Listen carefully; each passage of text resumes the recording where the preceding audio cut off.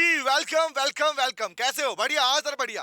तो लीजिए गाइस, आज हम लोग अपने एमसीक्यू बूस्टर सीरीज में एक और पार्ट के क्वेश्चन स्टार्ट कर रहे हैं। मतलब आज हमारे पास में चैप्टर का नाम बेटा money and banking. Exactly macro वाले पार्ट में आज हम लोग डिस्कस करने वाले हैं, मतलब अपने पास क्वेश्चन प्रैक्टिस करने वाले हैं। किसकी?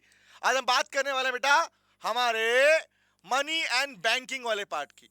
और साथ ही साथ में हमारा नेक्स्ट टॉपिक होगा गवर्नमेंट बजट। मतलब दो चैप्टर के बैक टू बैक जितने भी एमसीक्यूज बन सकते हैं एग्जामिनेशन पॉइंट से, वो सारे के सारे हम डिस्कस करने वाले हैं। स्टार्ट करें? तो लीजिए गाइस, बिना वक्त गवाए स्टार्ट करते हैं। स्टार्ट मतलब भैया प्रैक्टिस करते हैं साथ में। चलो आओ प्रैक्टिस शुरू की जाए। अब मैक्सिमम क्वेश्चन को हम प्रैक्टिस अपनी क्लास में करने वाले हैं। तो लीजिए बेटा, पहला प्रश्न आपकी स्क्रीन पर ये रहा, जवाब देना मुझे। फर्स्ट क्वेश्चन कह रहा है भैया, सुनना। कह रहा है अमन a vegetable seller exchanged 4 apples with Rahul a cloth dealer for 1 metre of cloth। बताओ, अमन जो है 4 एप्पल के बदले 1 मीटर क्लॉथ को एक्सचेंज कर रहा है। सोच के देखो। पूछ रहा है ये एग्जाम्पल किसका है? बताओ ये एग्जाम्पल किसका है? क्या लगता है? क्या ये बार्टर सिस्टम है? क्या ये मॉनिटरी सिस्टम है? गुड सिस्टम है? None of the above. बताओ, गुड्स के बदले गुड्स अगर एक्सचेंज होती है, बताओ बताओ बताओ, सोचो, लगाओ दिमाग। गुड्स के बदले अगर गुड्स का एक्सचेंज होता है उसे हम क्या कहते हैं? उसे हम कहते हैं sir barter system. Correct answer है। आगे बढ़ू, चलो आइए भैया नेक्स्ट क्वेश्चन की ओर बढ़ते हैं। नेक्स्ट क्वेश्चन क्या कहता है? सुनो, इसकी बात भी, इसके मन की बात भी निकल जानी चाहिए। जहां जहां क्लैरिटी की रिक्वायरमेंट लगेगी वहां बताऊंगा डिटेल के अंदर, ठीक है? क्वेश्चन नंबर 2 पढ़ना। क्या कह रहा है? सुनना। कह रहा है which of the following solves the problem of double coincidence of wants. क्या मुझे कोई बताएगा? हमने अपने कंसेप्ट बैच के अंदर, कंसेप्ट सीरीज के अंदर पूरा कंसेप्ट सीखा था। हर बच्चे को बता रहा कि डबल कोइंसाइडेंस ऑफ वांट्स मतलब जरूरी है क्या कि जो मेरी वांट है वही तुम्हारी वांट हो? रिमेंबर, ये जो सामान मैं आपसे एक्सचेंज करना चाहता हूं वो आप भी करना चाहते हो? Answer is no. याद करो, यही डबल कोइंसाइडेंस ऑफ वांट्स हमारे पास में बना था lack problem, lack of barter system. Barter system की कमी था, याद आया? बार्टर सिस्टम की कमी था, हमने वहां पढ़ा था। तो पूछा गया इसने, ये जो प्रॉब्लम है इस प्रॉब्लम को कौन सॉल्व करता है? बताओ, क्या वो गुड्स है, बैंक है, मनी है, all of the above? Tell me. अब चेक करो। जो बच्चे कहते हैं ना भैया हम तो सारी जगह पे ऑल ऑफ द अबव करके आएंगे, वो रिप्लाई करो इस बात का। जवाब दो बेटा, कौन सा आंसर है? गुड्स होगा, बैंक होगा, मनी हो, क्या होगा? Answer is money is the right answer. आप पढ़ चुके हैं क्योंकि इस प्रॉब्लम को सोल्व करता है मनी। और जब हमने मनी के फंक्शन पढ़े थे ना, वहां हमने सीखा था money solve the problem of double coincidence of wants. क्योंकि मनी ऐसा पार्ट है जिसको कॉमन मीडियम के रूप में एक्सचेंज किया जा सकता है। इसकी डेफिनेशन के हिस्से में था कि money refers to the common medium of exchange. याद आया? तो आंसर क्या आया? इसका आंसर है मनी वाला पार्ट। चले आगे बढ़े। किसी बच्चे को लगेगा ना भैया कोई डाउट हमारे पास में, सर क्लैरिटी नहीं है, प्लीज मुझे जरूर बता देना आप लोग बाद में, ठीक है? कि ये वाला पार्ट क्लियर नहीं हुआ था। थोड़ा स्पीड में करते रहेंगे क्वेश्चन हम लोग, ठीक है? क्वेश्चन नंबर 3 पे आता हूं। थर्ड कह रहा है पढ़ना। कह रहा है a once a camel that he wants to trade for a goat. Camel के बदले गोट को ट्रेड करना। आइडिया तो मिल ही गया होगा, आइडिया तो मिल ही गया होगा। क्या है? Barter system. आगे पढ़ो। However there are no sellers of goats in the market. एक के पास कैमल है, ऊंट है, सिंपल सी बात। गोट के बदले में उसको ट्रेड करना चाहता है, एक्सचेंज करना चाहता है, बट क्या मार्केट में गोट का ट्रेडर ही नहीं है, किसी के पास है ही नहीं गोट। तो बोल रहा भैया दिस एग्जांपल ऑफ, बताओ। अब यहां पर इसने नाम नहीं लिखा बार्टर वगैरह, इसने प्रॉपर बोला कि जो लैक ऑफ, याद करो हमने ड्रॉबैक्स पढ़े, ड्रॉबैक ऑफ बार्टर सिस्टम, उसी में से निकाले। बताओ कौन से पार्ट का हिस्सा बनता है? तो किसी के पास वो सामान है ही नहीं, तो वर्ड पढ़ना lack of double coincidence of wants कहलाएगा, या existence of double coincidence of wants कहलाएगा, या साइमल्टेनियस कोइंसिडेंस ऑफ वांट्स कहलाएगा, या सीक्वेंशियल कोइंसिडेंस कहलाएगा। कौन सा पार्ट पढ़ा आपने, इसमें बताना कौन सा पार्ट पढ़ा है?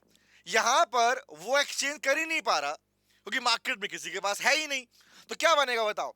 क्या यहां पर वो ऐसा नहीं कर पाया तो एग्जांपल किसका बनेगा? सर ये तो क्लियर है कि डबल कोइंसिडेंस ऑफ वांट्स की बात तो आ रही है, बट बताओ ये वाला पार्ट, ऐसा एग्जांपल ये किस पे सेट हुआ? लैक ऑफ कहलाएगा या यहां पे एग्जिस्टेंस कहलाएगा? सोचो, लैक ऑफ कहलाएगा या एग्जिस्टेंस कहलाएगा? सर आंसर इज कमी है, कमी। आपने कमी पढ़ी, ध्यान रखना। क्लियर हो गया? Option 1 is the right answer guys. आगे आता हूं, नेक्स्ट क्वेश्चन की ओर बढ़ते हैं। थोड़ा थोड़ा स्पीड में करेंगे भैया। हाँ, अब क्वेश्चन की, मैंने कहा था ना, लगातार आपका लेवल अब बढ़ता हुआ जाएगा, क्वेश्चन भी ज्यादा होंगे अपने पास, ठीक है? अगले प्रश्न के ऊपर आते हैं, रिप्लाई करना, बताना मुझे। क्वेश्चन नंबर 4 कह रहा है मनी, अभी हम मनी बैंकिंग की बात कर रहे हैं, मनी की बात कर रहे हैं पहले, ठीक है। कह रहा है money comprises of which of the following which assist in conducting business transaction. Business transaction, अब एक बात समझना, इतनी लंबी लाइन पढ़ने की रिक्वायरमेंट थी ही नहीं, इतनी लंबी लाइन पढ़ने की रिक्वायरमेंट थी ही नहीं, कोई सिंपल सी बात है। मनी कंप्राइज मतलब मनी में क्या क्या आता है, मनी में क्या क्या आता है, मनी में क्या क्या आता है। क्वेश्चन कंटेन में क्या है, कॉइन्स आते हैं, करेंसी नोट आता है, चेक आता है, हाँ है ना, सोचो, पढ़ो, बताओ। आप लोगों ने मनी की डेफिनेशन सीखी है, M1 M2 M3 M4, याद आया? तो बताओ, मनी में कॉइन्स आते हैं, आते हैं सर। करेंसी नोट आते हैं, हाँ आते हैं। करेंसी नोट, या आई can use the word paper notes, तुझे करेंसी कहूं या पेपर नोट, है ना। और क्या, चेक भी आता है, चेक भी उसका हिस्सा है बेटा। तो चारों तीनों अगर आते हैं तो आंसर क्या आएगा, all of the above is the right answer guys. चले आगे बढ़े, नेक्स्ट प्रश्न की ओर बढ़ते हैं। चलो भैया, चलो चलो चलो चलो चलो, क्योंकि हम तो प्रैक्टिस कर रहे हैं, है ना। आओ आगे आते हैं। द नेक्स्ट क्वेश्चन इज, कह रहा है फिफ्थ क्वेश्चन पढ़ना। इन द प्रेजेंट वर्ड, अब देखो प्रैक्टिकली, कहते हैं क्वेश्चन बड़ा है तो क्या करेंगे, बड़ा आसान होगा। जैसे जितना बड़ा क्वेश्चन उतनी ज्यादा इंफॉर्मेशन, और जितनी ज्यादा इंफॉर्मेशन क्वेश्चन उतना आसान बन जाएगा हमारे पास। करेक्ट पढ़ना। In the present word the act of purchase of goods and sale of goods, मतलब गुड्स का परचेजिंग और सेलिंग। आज की करंट सिनेरियो में गुड्स का परचेजिंग और selling has been separated due to existence of money. पैसे के एग्जिस्टेंस की वजह से दोनों आसान हो गया। आज आप इजीली कोई खरीदना है, बेचना है, आप इजीली उसे मनी के रूप में यूज कर सकते हो, मनी के बदले एक्सचेंज कर सकते हो। और कौन सी बात है, कह रहा है बताओ, ये जो प्रॉब्लम थी, it is facilitated by one of the following function of money. बताओ, ये जो प्रॉब्लम थी मनी के कौन से फंक्शन की वजह से रिजोल्व हो पाई। अब चेक करो, जो बच्चे अक्सर रट्टा मारते हैं उनको आंसर नहीं आएगा, लेकिन जिन्होंने कंसेप्ट समझा उनको आंसर आएगा। बताओ बेटा, परचेजिंग और सेलिंग को लेके ये बात हम जानते हैं, आज परचेज और सेल ऑफ गुड्स इजी हो गया है because of the evolution of money, because of the existence of money. Now please tell me, ये जो प्रॉब्लम सोल्व हुई मनी ने की, ये कौन से फंक्शन को डिनोट करता है। ऑप्शन नंबर 1 कहता है measure of bond value, number 2 medium of exchange, number 3 store of value. बताना, या ऑल ऑफ द अबव। अब आएगा मजा, जवाब दो, सोच के बताओ, ये कौन से पार्ट को हाईलाइट करता है। क्या वो मेजरमेंट ऑफ वैल्यू है, क्या वो मीडियम ऑफ एक्सचेंज कहलाएगा। सर हमें थोड़ा समझाओगे इसके बारे में। चलो बता देता हूं, सुनो ध्यान से बात को बेटा, लिसन टू मी, सुनो सुनो सुनो। एक बात जानो यार, जब हमने पढ़ा था मेजर ऑफ वैल्यू, इसका मतलब था भैया कि अगर किसी कमोडिटी की, किसी गुड्स की वैल्यू को, गुड्स की वैल्यू का एक स्टैंडर्ड मेजरमेंट करना है कि कितनी, एग्जांपल एक कार कितने की, तो प्राइस की बात करते हो ना। तो यहां पर बात आती है, इसे बोलते हैं अपने पास measurement of value, we can say standard unit को मेजर करना। तो ये पार्ट तो इसका है ही नहीं। यहां तो बात हो रही है एक्सचेंज करने की, परचेज एंड सेलिंग। तो वर्ड क्या आएगा, मीडियम ऑफ एक्सचेंज। तो आंसर क्या है, मीडियम ऑफ एक्सचेंज, ना कि store of value. Store of value किसमें आता है, डेफर्ड पेमेंट के लिए, फ्यूचर पेमेंट्स के लिए, रिमेंबर। तो ना तो ऑप्शन हुआ कौन सा, ना ऑप्शन हुआ ए, ना ऑप्शन हुआ बी, इसका आंसर आ गया, और ऑप्शन हुआ सी, इसका आंसर आ गया option B. Right answer, and answer is medium of exchange. I can use the word the common medium of exchange. बोलो क्लियर हो गया। चले आगे बढ़े, आओ भैया, अभी क्वेश्चन का लेवल बढ़ेगा बेटा, हाँ जुड़े रहना, देखा पूरी पार्ट। अभी तो इजी इजी पार्ट से हाईलाइट क्वेश्चन में जाएंगे हम लोग अपने पास। नेक्स्ट प्रश्न के ऊपर आता हूं। क्वेश्चन नंबर 6 क्या कहता है, पढ़ना क्या कह रहा है, कह रहा है which function allows the payment of delayed till future date.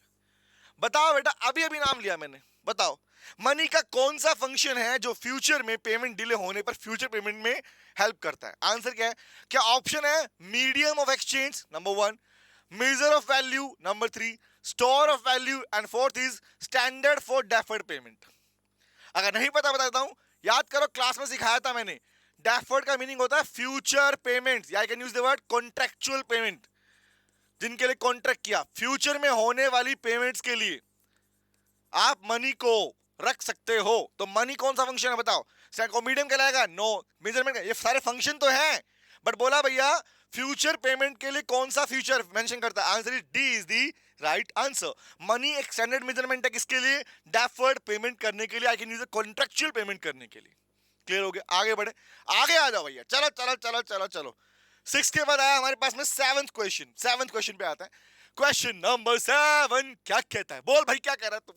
कह रहा है, एक सुनना ध्यान से, व्हिच द फॉलोइंग, देखो एक ध्यान रखना, अभी जो क्वेश्चन चल रहे हैं ये सारे आपको मनी के फंक्शंस का स्ट्रॉन्ग कर रहे हैं, ये एक नहीं दो टॉपिक स्ट्रॉन्ग करना है, चेक करना। हमने जब अपना मनी एंड बैंकिंग क्लास में करवाया था उस टाइम पर इनिशियल स्टार्टिंग मैंने इवोल्यूशन ऑफ मनी से की थी, फिर बार्टर सिस्टम से की थी, फिर फंक्शन ऑफ मनी से की थी। स्टार्टिंग की 3 क्लासेस इसी के ऊपर थी बेटा हमारे पास में। तो याद करो ये तीनों पार्ट के ऊपर एग्जाम में क्वेश्चन आते हैं। तो पहला पार्ट हमारा जो चल रहा है वो इसके ऊपर चल रहा है, फिर आएगा बैंकिंग के ऊपर, रिमेंबर। आओ बात करते हैं, नेक्स्ट क्वेश्चन पढ़ना। Which the following aspect are true about the money supply? बताओ, इनमें से लाइन लिखी हुई है, पढ़ना। मनी सप्लाई के लिए कौन सा एस्पेक्ट, कौन सी स्टेटमेंट सही है? सही है तो पहली बात तो रट्टा मारना बंद करो, सीखो ध्यान से। बताओ मनी सप्लाई किसको कहते हैं? मनी सप्लाई, पैसे की सप्लाई का मतलब क्या है? कौन करता है पैसे की सप्लाई? इंडिया में मनी सप्लाई आरबीआई करता है, reserve bank of India. Remember, RBI is the apex authority of apex currency authority in India. Remember, तो RBI नोट छापता है मार्केट में, कॉमर्शियल बैंक के थ्रू और डेवलपमेंट बैंक के थ्रू पहुंचाता है। रिमेंबर, तो जवाब दो, क्वेश्चन कह रहा है मनी सप्लाई को लेके, पैसे की सप्लाई को लेके कौन सी स्टेटमेंट ठीक है? फर्स्ट कह रहा है it is the total volume of money held with the public, जो पब्लिक के पास पैसा है वो वाला। और दूसरा, such money is held at the particular point of time, दूसरा पॉइंट। तीसरा, money is held in an economy, या ऑल ऑफ दी अबव। बताओ कौन कौन सा पैसा मनी सप्लाई का हिस्सा माना जाएगा? सर जो पैसा पब्लिक के पास है वो भी मनी सप्लाई का हिस्सा है, आंसर इज यस। एक particular time of point of time के ऊपर जो पैसा मार्केट में घूम रहा है वो भी पैसा है, हाँ है। तीसरा, इकोनॉमी में जो पैसा सर्कुलेट हो रहा है वो भी पैसा है, हाँ। तो तीनों के तीनों क्या है? मनी सप्लाई का जो हिस्सा है। आरबीआई ने जो पैसा छापा वो सर्कुलेट हुआ, तो वो सारे एस्पेक्ट जहां जहां पैसा गया वो सब क्या कहलाएगा? It is a part of money supply. The answer is D is the right answer, all of the above. बोल क्लियर हो गया, समझ में आ गया? आगे आते हैं, नेक्स्ट प्रश्न की ओर बढ़ते हैं। अगला प्रश्न कौन सा? क्वेश्चन नंबर 8, रिप्लाई करना बेटा, अब आएगा मजा। अब धीरे धीरे क्वेश्चन लेवल बढ़ता जाएगा। क्वेश्चन नंबर 8, रिप्लाई करना। कह रहा है which of the following is the most liquid form of money supply? अब बताओ, अब जानना है मेरे को, इनमें से कौन सा लिक्विड फॉर्म है? मतलब याद करो हमने डेफिनेशन ऑफ मनी सीखा था, M1, M2, M3, M4 चारों लिखवाए थे, चारों डिटेल में समझाए थे क्लास में मैंने। कंसेप्ट सीरीज जिन्होंने नहीं देखी देख लो जाके बेटा, उसमें कराया पूरा पार्ट मैंने। जवाब दो मुझे, जवाब दो, क्या वो M1 है, M2 है, M3 है, M4 है? सर हमें पहले तो ये समझ में नहीं आया कि लिक्विड फॉर्म का मतलब यहाँ क्या है। लिक्विड का मतलब कोई रायता फैल गया क्या यहाँ पे? है ऐसा है सर? पानी पानी गाना गाएंगे हम है कि आज जग है पानी पानी? नहीं ना सर। तो आंसर क्या है इसका? लिक्विड फॉर्म का मतलब होता है बेटा जिसको कैसे, which can be converted into cash, जिसे आप कैश में कन्वर्ट कर सकते हो, ये कैश या कैश इक्विवेलेंट के फॉर्म के अंदर। तो याद करो M1 इज द डेफिनेशन जिसमें आप लिखते थे अपने पास, याद करो कौन सा? करेंसी प्लस डिमांड डिपॉजिट्स, याद आया? प्लस में deposit in savings bank, remember? ये तीन चीजें ऐसी थी बेटा फर्स्ट डेफिनेशन के अंदर जिससे इजीली लिखे जो कैश या कैश इक्विवेलेंट के फॉर्म में है। इसलिए ना तो M2 ना M3 ना M4, तो आंसर क्या है? M1 is the right answer guys. इसलिए बोलते हैं लिक्विड फॉर्म का मतलब कैश और कैश इक्विवेलेंट। डिमांड डिपॉजिट भी क्या है? चेक का हिस्सा। चेक क्या है? डिमांड डिपॉजिट भी क्या है? वो भी हमारे पास इसी लिक्विड एसेट्स का हिस्सा बनती है। बोलो क्लियर हो, समझ में आया? चल आगे बढ़े, नेक्स्ट क्वेश्चन की ओर आते हैं।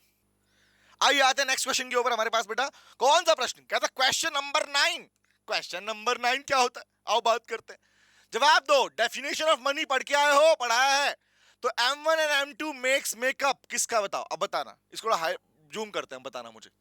टेल मी M1 और M2 आपने दोनों डेफिनेशन सीखी है? सीखी है सर। दोनों डेफिनेशन के आइटम भी पता है? हाँ पता है सर। तो बताओ M1 M2 मिलके क्या बनता है? याद करो M1 की डेफिनेशन प्लस M2 की डेफिनेशन क्या कहलाती है? इवन M3 की डेफिनेशन प्लस M4 की डेफिनेशन क्या कहलाती है? ये भी क्वेश्चन बनता है। तो याद करो M1 and M2 narrow money supply है, ब्रॉड मनी सप्लाई है, या ब्रोकन मनी सप्लाई है? कोई भी नहीं है। टेल मी कौन सा आंसर आएगा राइट इसके अंदर? Which is the right answer? Tell me, बताओ बेटा आंसर क्या आएगा इसका? नैरो है, ब्रॉड है, ब्रोकन है, नन है? सर दो डेफिनेशन पढ़ी, एक तो नैरो डेफिनेशन, एक होती है ब्रॉड डेफिनेशन। तो M1 M2 क्या है? आंसर इज बेटा ये होती है नैरो डेफिनेशन और ये है कौन सी? Broad definition. रीजन ही पता आप लोगों को, क्योंकि M3 और M4 तक पहुंचते पहुंचते आइटम्स भी बढ़ जाते हैं। डेफिनेशन ऑफ मनी के अंदर इनके आइटम इंक्रीज हो जाते हैं, याद आया? बट M1 M2 के अंदर आइटम्स कम होते हैं, इसलिए M1 M2 को मिला के बोलते हैं नैरो डेफिनेशन, और M3 M4 को बोलते हैं बेटा ब्रॉड डेफिनेशन ऑफ मनी। बोलो क्लियर है, समझ में आया? आगे बढ़े, नेक्स्ट पे आते हैं। अगला प्रश्न याद रखने बात है, जिनको डिटेल में पढ़ना है क्लास में पढ़ाया मैंने इस पार्ट को पूरा। अगले क्वेश्चन पे आता हूं, क्वेश्चन नंबर 10। टेल मी कह रहा भैया M3 and M4 makes up, ओहो आ गया क्वेश्चन, टेल मी जवाब दो मुझे, M3 M4 क्या कहलाएगा, नैरो या ब्रॉड? सर अभी अभी आपने बताया answer is broad money supply, I can use the broad definition of money कहलाएगा। डन है गाइस, आगे बढ़ू, अगले प्रश्न की ओर बढ़ते हैं। Question number 11, question number 11। अब बताओ, ये क्वेश्चन एग्जाम में आया क्वेश्चन है, टेल मी, ये प्रश्न एग्जाम में आया हुआ प्रश्न है, जवाब दो क्या आंसर आएगा। कह रहा भैया हाई पावर्ड मनी, याद करो क्लास में लिखवाया था, समझाया था, हाई पावर्ड मनी का मतलब क्या है बताओ मुझे, या लीगल टेंडर ऑफ मनी किसे कहा जाता है? सर वो पैसा जिसको एक्सेप्ट करने के लिए बाउंड है each and every person, the legal tender of money. भाई हाई पावर मनी में क्या क्या आता है? क्वेश्चन ऑप्शन कह रहा है भैया, आरबीआई कह रहा है is the money supply which is produced by, कौन से पैसे को, कौन से पार्ट को आप हाई पावर्ड मनी कहोगे? जो आरबीआई ने प्रिंट किया वो वाला, जो गवर्नमेंट ने प्रिंट किया वो वाला, जो कमर्शियल बैंक्स ने किया वो वाला, या ए एंड बी बोथ? बताओ सर। गवर्नमेंट का मतलब पता है यहाँ पर क्या है? मिनिस्ट्री ऑफ फाइनेंस, याद रखना, मिनिस्ट्री ऑफ फाइनेंस, क्योंकि आप जानते हैं बेटा आरबीआई कॉइंस को प्रिंट, कॉइंस को नहीं बनाता, कॉइंस प्रोवाइड नहीं करता। तो बताओ बेटा, गवर्नमेंट और आरबीआई ये दोनों मिलके ही तो बनते हैं हाई पावर्ड मनी के producer. Remember the coins and currency notes, याद आया? The coins, I can use the word, the coins plus currency notes, ये दोनों मिलके कहलाते हैं बेटा high powered money. Answer is D is the right answer, D is the right answer. समझ में आ गया, क्लियर हो गया? आगे आते हैं, नेक्स्ट पे आता हूं, क्वेश्चन नंबर 12 पे आता हूं। क्वेश्चन नंबर 12 क्या कह रहा है समझना, कह रहा which of the following is not included in the high powered money. अभी अभी आंसर आया कि हाई पावर्ड मनी का हिस्सा कौन था, अब बताओ कौन नहीं है? Currency held with the public, दूसरा cash reserve held by the banks, demand deposit with the banks, या none of the above? Tell me sir. Currency that याद करो, M1 याद आया, M1 currency plus demand deposit, ये तो हिस्सा है, ये तो हिस्सा है, तो कौन इनमें से हिस्सा नहीं है? Answer is cash reserve held by the bank is not a part of high powered money, याद आएगा? चलो आगे आते हैं, नेक्स्ट पे आओ। बैंक का क्या मतलब भैया, पब्लिक के पास जो पैसा है उसकी बात कर रहे हैं हम तो। नेक्स्ट पे आओ, बताओ question number 13, which of the following statement is correct, इनमें से कौन सी स्टेटमेंट सही है? चेक कर लें, आओ बताता हूं। कह रहा है M3 की डेफिनेशन है, इन शॉर्ट इन चारों ऑप्शन में M3 M3 M3 M2, remember इनकी डेफिनेशन पूछी गई है। तो पहले तीन में M3 है, लास्ट में M2 है। तो देखिए M2 की डेफिनेशन होती है क्या? M2 की डेफिनेशन ये होती है? आंसर इज नो, M3 तो डेफिनेशन में आएगा ही नहीं। आप M2 की डेफिनेशन लिख रहे हो और M3 लिख रहे हो सामने, गलत हो गया। अब बताओ M3 में कौन सा डेफिनेशन आती है? अगर आपको आपकी डेफिनेशन याद है तो आपको चेक भी नहीं करना पड़ेगा। याद कर, पहला कहता है M1 plus net time deposit with the bank, M2 plus saving with the post office, M2 plus net time deposit, which is the right answer? बताओ, क्या वो M1 plus net time deposit है? क्या M2 प्लस सेविंग वाला post office है? Tell me कौन सा है? Sir A is the right answer, क्योंकि आपने पहले से पढ़ चुके हो। टर्म डिपॉजिट याद करो, टाइम टर्म मतलब saving, remember fix deposit, FD वगैरह, ये सब हिस्सा बनता है किसके पास? सर आपकी M3 के पार्ट का। तो ए इज द राइट आंसर। चले आगे बढ़े, अगले प्रश्न की ओर बढ़ते हैं। क्वेश्चन नंबर 13 हो गया, अब आते हैं क्वेश्चन 14 के ऊपर। कह रहा है पढ़ना, अगला प्रश्न, which of the following is not a commercial bank?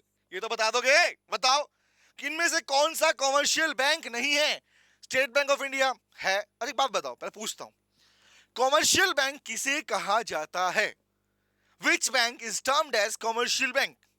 Sir दो फीचर याद रखना, हमें पता है सर। एक ऐसा बैंक जो पब्लिक से डिपॉजिट एक्सेप्ट करता है और उनको एडवांसेस देता है, लोन्स प्रोवाइड करवाता है।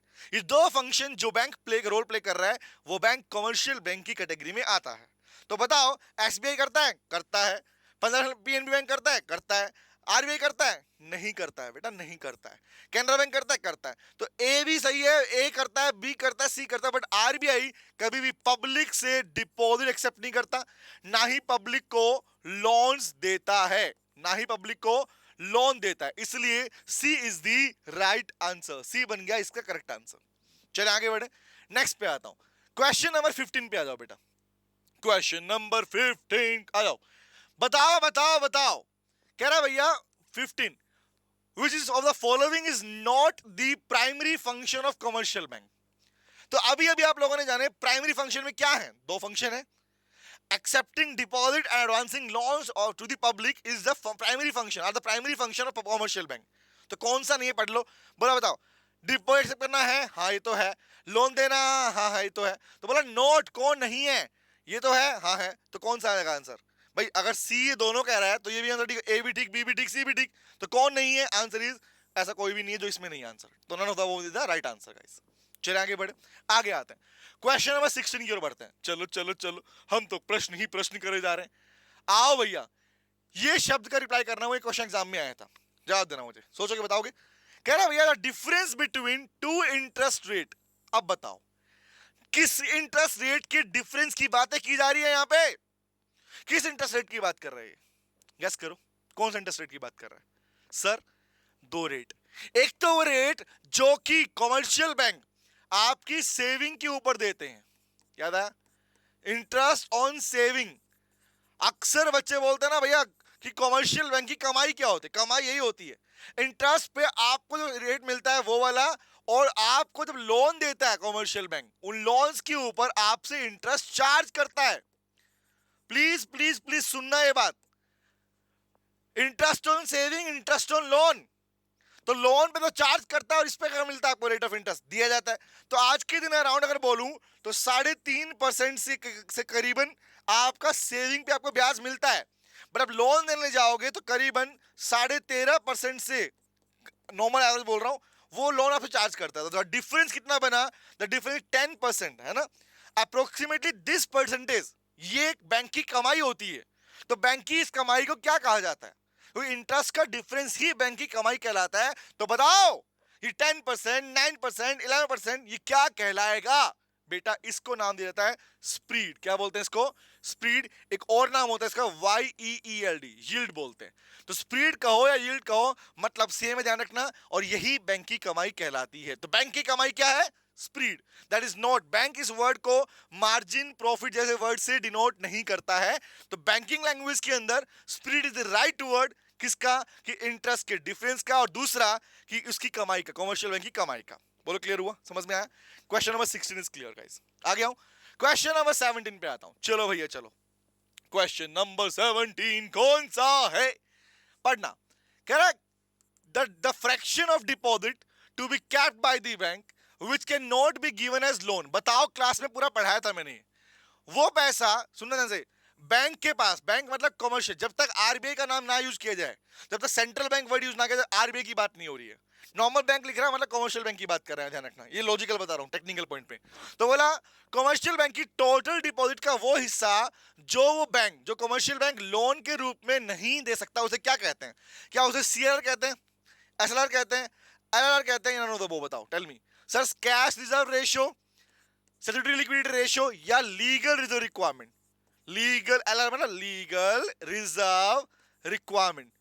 याद करो, बेशक इस क्वेश्चन में ए भी ठीक, बी भी ठीक, सी भी ठीक, लेकिन ध्यान रखो ये सीआरआर और एसएलआर दोनों के दोनों ही लीगल रिजर्व रिक्वायरमेंट का पार्ट बनते हैं। तो आंसर क्या होगा? अगर दोनों ही हिस्सा है तो आंसर क्या आएगा? LRR is the right answer guys. ये है आपका राइट आंसर, क्योंकि इसमें CDR भी आता है, रिमेंबर, कैश डिपॉजिट रेशियो बोलते हैं उसको। चले आगे, आगे आते हैं। अगला प्रश्न, क्वेश्चन नंबर 18 की ओर बढ़ते हैं। बताओ, question number 18, money multiplier is also known as, यहां पर इन्वेस्टमेंट मल्टीप्लायर की बात नहीं कर रहा है, ये मनी मल्टीप्लायर की बात कर रहा है। तो मनी मल्टीप्लायर क्या कहते हो? क्रेडिट मल्टीप्लायर, डिपॉजिट मल्टीप्लायर, या बोथ ए एंड बी? याद रखो, क्रेडिट मल्टीप्लायर और जो पैसा डिपॉजिट करते हो, सिंपल सी बात समझना, बताना मुझे। लिसन टू मी गाइस, भाई कहानी सुनो, कहानी सुनना। बैंक्स के अंदर, सुनना ध्यान से, कहानी सुनो, जानो आज ध्यान से, जानो ध्यान से। क्यों? क्रेडिट मल्टीप्लायर, डिपॉजिट मल्टीप्लायर या मनी मल्टीप्लायर सेम है? जानते हो? आओ समझाता हूं। बताओ मुझे, पब्लिक मतलब ये पब्लिक है भाई, सब जानती है ना। पब्लिक जो पैसा बैंक्स में सेविंग्स के रूप में डिपॉजिट करते हैं, बैंक्स में सेविंग के रूप में डिपॉजिट करते हैं, वही पैसा बैंक इन्वेस्टर्स को लोन के रूप में प्रोवाइड करता है, जिससे वो इन्वेस्टमेंट करते हैं। वो पैसा लगाएंगे तो उससे और पैसा बनेगा। रिमेंबर, मनी सप्लाई इंक्रीज होती है। तो टेल मी, डिपॉजिट ही इन्वेस्टमेंट के रूप में कन्वर्ट होता है? I can use the word deposit ही उधार के रूप में दिया जाता है। सिंपल सी बात है, बैंक का खुद का पैसा थोड़ी होता है। बैंक तो भैया आपके दिए हुए जमा किए गए पैसे को आगे ट्रांसफर कर रहा है, आगे प्रोसेस कर रहा है। रिमेंबर, तो जवाब दो, उस पैसे से क्या होता है? मनी मल्टीप्लायर मतलब भैया इन्वेस्टमेंट होंगी। रिमेंबर, उससे इनकम जनरेट होगी, फिर जीडीपी का लेवल बढ़ेगा। ये पूरी कहानी उन्होंने बताई थी हमारे पास में, अभी यहाँ पे डिस्कस नहीं करूंगा मैं कि मल्टीप्लायर का मतलब क्या है, कि मनी कितना मल्टीप्लायर कितना बढ़ जा रहा है। रिमेंबर, तो क्वेश्चन मेरा ये है, सिंपल सी बात, जवाब देना मुझे। चाहे क्रेडिट की बात करो और चाहे आप बात करो डिपॉजिट की, है तो दोनों की वैल्यू सेम ही। जितना डिपॉजिट हुआ उतना आगे लोन के रूप में जाएगा। रिमेंबर, तो जवाब दो मुझे, क्या ये दोनों आंसर ठीक है? तो ए भी ठीक, बी भी ठीक, तो आंसर है C is the right answer guys. समझ में आ गया? अगले प्रश्न की ओर आता हूं, क्वेश्चन नंबर 19। जवाब दो इस क्वेश्चन का मुझे, जवाब दो। क्वेश्चन नंबर 19 कह रहा है, इफ LRR इज 20% तो मनी मल्टीप्लायर कितना होगा? तो क्या आपका फॉर्मूला याद है? मनी मल्टीप्लायर का फॉर्मूला होता है 1/LRR। मनी मल्टीप्लायर का फॉर्मूला क्या था बताओ? पढ़ाया था। मनी मल्टीप्लायर का फॉर्मूला 1/LRR, या इसी को बोलते हैं 1/R। तो लगाना, अगर LRR 20% है, 1/20%, तो वैल्यू कितनी बनेगी? 5। सिंपल सी बात। ओके, इसका पार्ट कहां चला गया? ऊपर इंटू में 100, तो कितना हुआ? बाय 5। तो आंसर क्या आएगा? Which is the 5 answer? C is the right answer guys. समझ में आ गया? अगला आप बताओगे मुझे। चलो बताओ, ये वाला आपके हिस्से, ये वाला आपके हवाले। क्वेश्चन नंबर 20, ये बड़ा प्यारा प्रश्न है, ध्यान रखना, इंपॉर्टेंट क्वेश्चन है। ये क्वेश्चन रिप्लाई मुझे जरूर देना है इसके बाद में। और इसी टाइप के, क्या ये दोनों क्वेश्चन तुम्हें समझ में आए नहीं आए, मुझे कमेंट करके जरूर बता देना, क्योंकि तुम्हारे आंसर का वेट मैं करूंगा। ये अगर समझ में नहीं आया तो I will tell you again this part, क्योंकि जिन बच्चों ने कंसेप्ट बेच पढ़ा है, क्लासेस पूरी कवर करके, उनको डाउट नहीं आएगा इसके ऊपर। क्वेश्चन मेरा पढ़ना, what are the total deposit पूछी है इफ लीगल रिक्वायरमेंट इज 25% और इनिशियल डिपॉजिट है 1 लाख रुपीज। तो बताओ बेटा मुझे, अगर LRR 25% है, ठीक है, इनिशियल डिपॉजिट शुरुआत में जो पैसा जमा किया वो 1 लाख रुपए है, जवाब दो, तो टोटल डिपॉजिट क्या होगी? तो बेटा टोटल डिपॉजिट का फॉर्मूला होता है, लिख लो, नहीं बता रहा हूं, बाकी बता रखा मैंने, इनिशियल डिपॉजिट जो की है वो इनटू में 1/LRR।